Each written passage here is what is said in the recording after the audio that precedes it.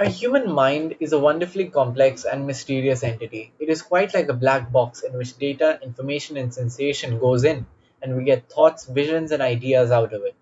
How it went in, how it got processed, what brought it out, and where it's being screened is a big blur as far as the current knowledge of brain physiology is concerned. But from careful psychological experiments and tests, we have managed to learn enough about the brain to conclude that you are not the only force in control of your brain. There has always been this voice inside us who we talk to, who we vent to, who we argue with, and we reason with when we are on our own. It feels like a kind of mini me who is exclusive to me and is only known to me. However, until I started paying attention to it recently, I knew as little about it as a toddler does about the toys he plays with. Who you are is a question up in the air itself. So let's instead refer to it as System 1 and System 2, in line with the current understanding of the working of the brain. But the working of the brain is not so simple that we can label a slimy, gooey organ with a number and be done with it. Oh no, no, no. Truth is, everyone has a System 1 and System 2 working in their brains throughout their lives. The brain System 1 is really concerned with the second to second, millisecond to millisecond working of our mind, taking in taking in an incredible amount of data and making sense of it effortlessly. It is the automatic system of the body. Now, without thinking, say the first thing that comes in your head: 1 plus 1 equals 2. That's right, it equals to 2.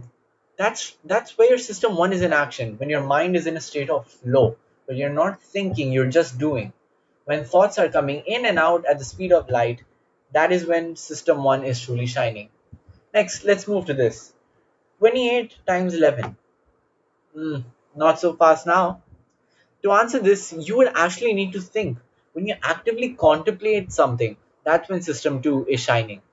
Moreover, your pupils will physically dilate as a physical manifestation of the mental stress going through your brain. System 2 is kind of the more mature, older brother to System 1. More mature and wise. But it has the vice of being lazy.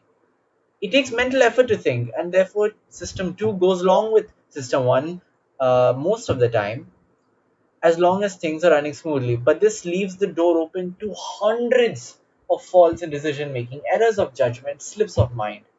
Decision making is associated with a number of mental shortcuts and cheat codes. These are formally called heuristics. One of these is the mental shotgun. When faced with a complex question that requires thought, trained mind allows System 2 to slack off and delegate the work to System 1, which responds by answering a much simpler question. When faced with is climate change a problem, many people are actually answering the question to how is the weather today? Was it convenient to get to work? Does it feel hot outside? If I ask you what do you think of a person's chance at becoming president, you will actually look at their face, you will look at their tie, you will look at their hair before you look at any of their qualifications or any of their policies. The outcome of this is obvious. Issues demanding in depth research and logical examinations are opined by the public by reducing it to much simpler, even less representative questions. But why is this research so important after all?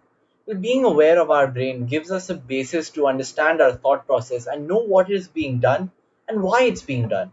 When we read a news article, we should understand that our initial knee jerk reaction is our system one jumping to conclusions, trying to save time, save energy, and give a good enough response instead of letting system two take over and using all our hidden capabilities of thought and functioning to reach a proper conclusion, to find out the true state of affairs.